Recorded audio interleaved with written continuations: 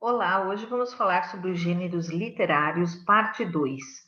Já vamos ver Aristóteles e os gêneros literários e, em específico, o gênero lírico, o histórico e características, as formas e os elementos. Muito bem, fazendo uma revisão sobre o que nós já vimos sobre Aristóteles e os gêneros, sabemos que Aristóteles colocou para nós três gêneros principais: o épico ou narrativo, lírico ou poético e o dramático, que é feito no teatro. O gênero épico, se nós lembrarmos, derivou no gênero narrativo. Na época dos gregos, nós tínhamos as epopeias ou poemas épicos, ou seja, a narração de um fato heróico, grandioso, de interesse nacional e social. Era narrado, mas havia uma grandeza e majestade do poema e era feito em versos. Havia o heroísmo, ou seja, os feitos de um herói é que eram contados. O assunto era nacional, com o espírito e virtude de um povo, a fundação de uma nação. E havia a questão do maravilhoso com a intervenção dos deuses. A estrutura da epopeia era composta pela proposição em que o autor apresenta o assunto, a invocação em que o autor pede inspiração às musas ou às divindades, lembrando que os gregos acreditavam nessa questão das musas, dos deuses, eles eram politeístas.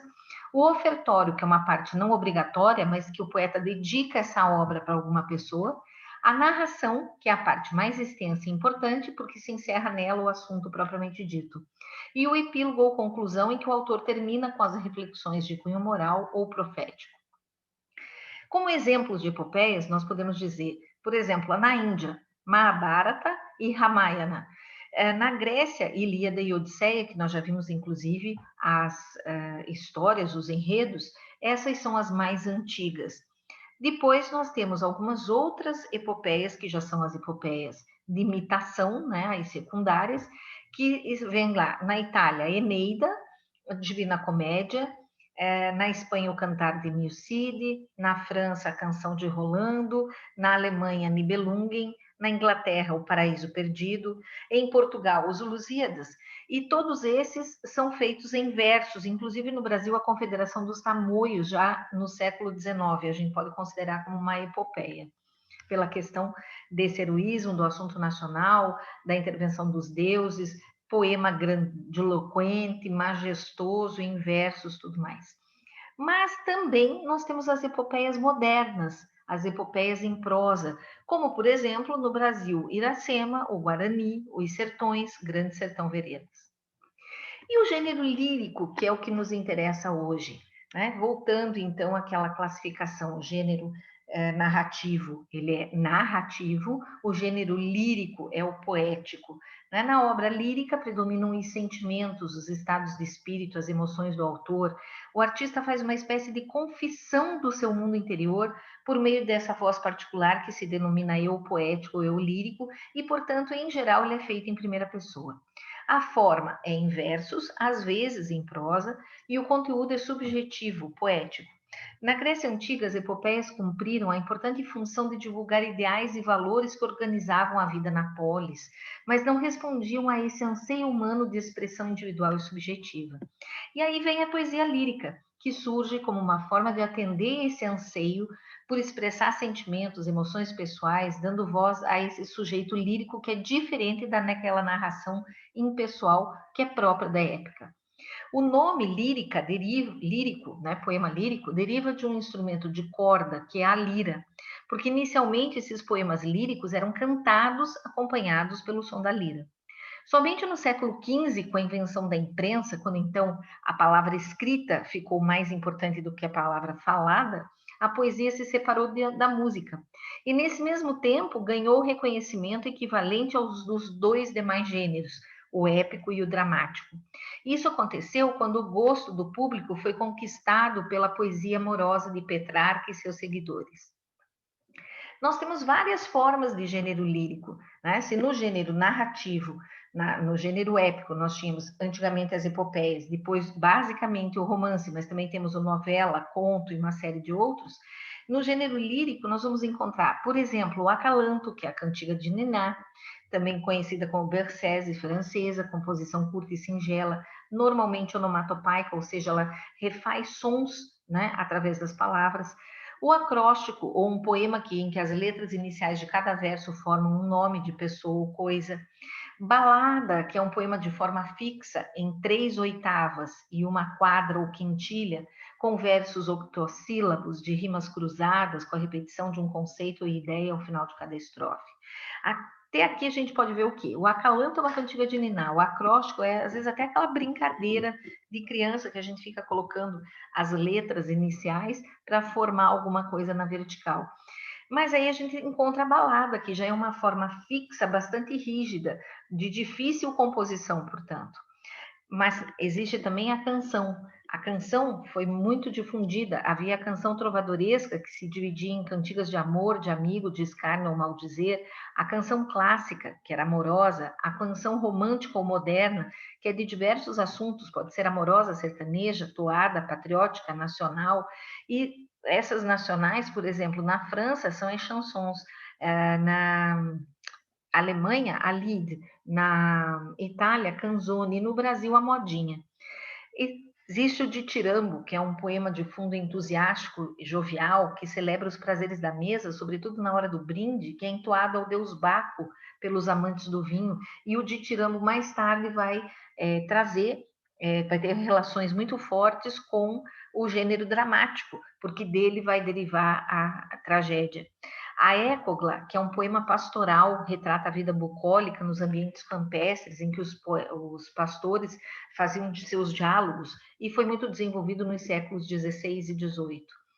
Ainda temos a Elegia, que é um outro poema da Grécia Antiga, que trata só de acontecimentos tristes, muitas vezes enfocando a morte.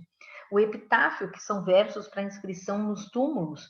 O Haikai, que é um poema de forma fixa japonesa, em estrofes de 17 sílabas métricas, distribuídas em 3 versos, que são, respectivamente, o primeiro de 5, o segundo de 7 e o terceiro de 5 sílabas.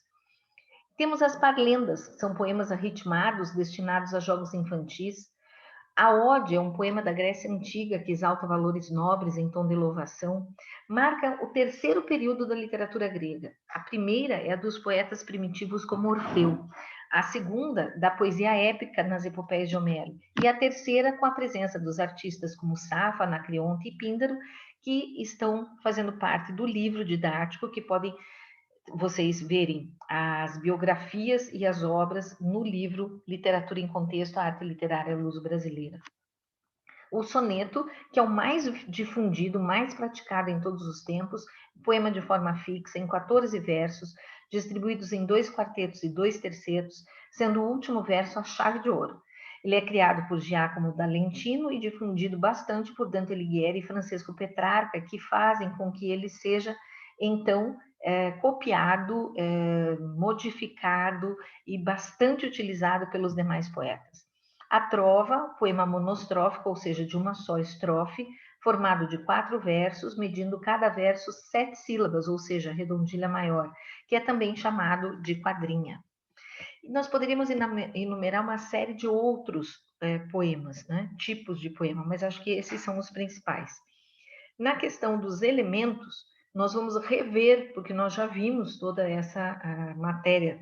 O verso é a unidade rítmica do poema, a sucessão ordenada dos sons verbais. É representado por cada linha do poema.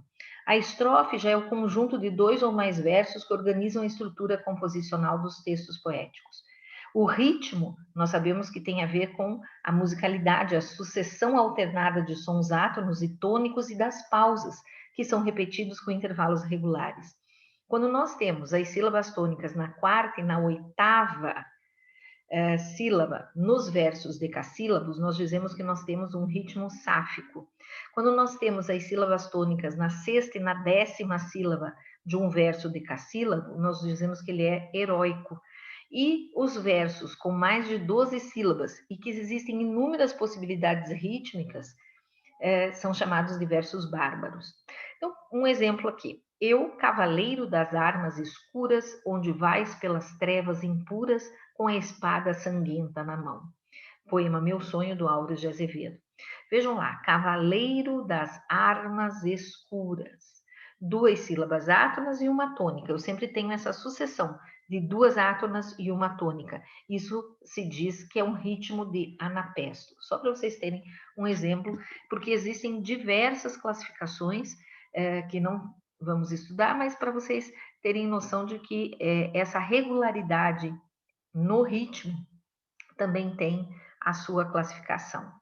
No metro, nós temos o número de sílabas métricas ou poéticas de um verso. A contagem dessas sílabas chama-se metrificação, né? A escansão. Os pentassílabos são aqueles chamados de redondilha menor, os heptassílabos de redondilha maior. Os decassílabos podem ser heróicos, sáficos ou provençais, dependendo de onde recaia, né, a sílaba tônica. Os heróicos recaem na sexta e na 10ª sílaba, os sáficos na quarta, na 8ª e na 10ª, e a provençal na 4ª, na 7ª e na 10ª sílabas poéticas, né? São os mais fortes. E os dodecassílabos ou alexandrinos, esses recebem uma denominação diferenciada. A rima refere-se à sonoridade das palavras.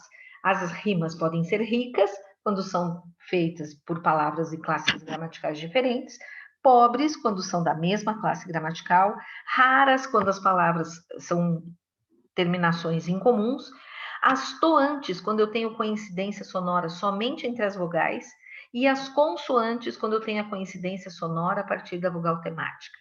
Algumas curiosidades, né? A aliteração. A aliteração é uma figura de linguagem bastante utilizada e ela tem muito a ver com a rima, porque ela é feita por rimas internas, por sucessão de fonemas consonantais idênticos. A assonância também são rimas internas pela sucessão de sílabas semelhantes, mas não idênticas. O eco é uma sucessão de vocábulos com final semelhante, né, que refazem o eco. E a onomatopeia é a imitação de som ou ruído pela palavra. Muito bem.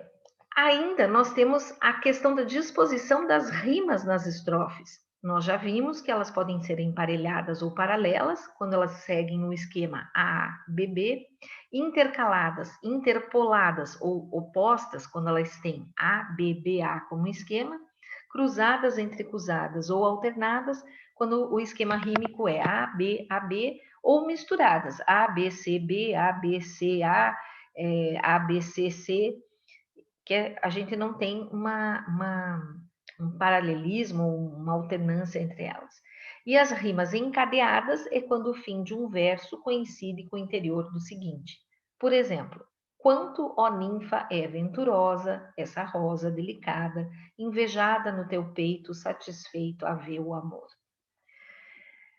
E aí vocês ainda têm, para lembrar, o mapa mental do gênero narrativo, para que vocês, na sequência, possam, então, tendo em vista esse modelo de mapa mental, fazer um mapa mental do gênero lírico, né? Esse é o que vai nos interessar. Mas para vocês lembrarem de como foi feito o mapa mental do gênero narrativo, aí vocês têm condições de fazer o mapa mental do gênero lírico.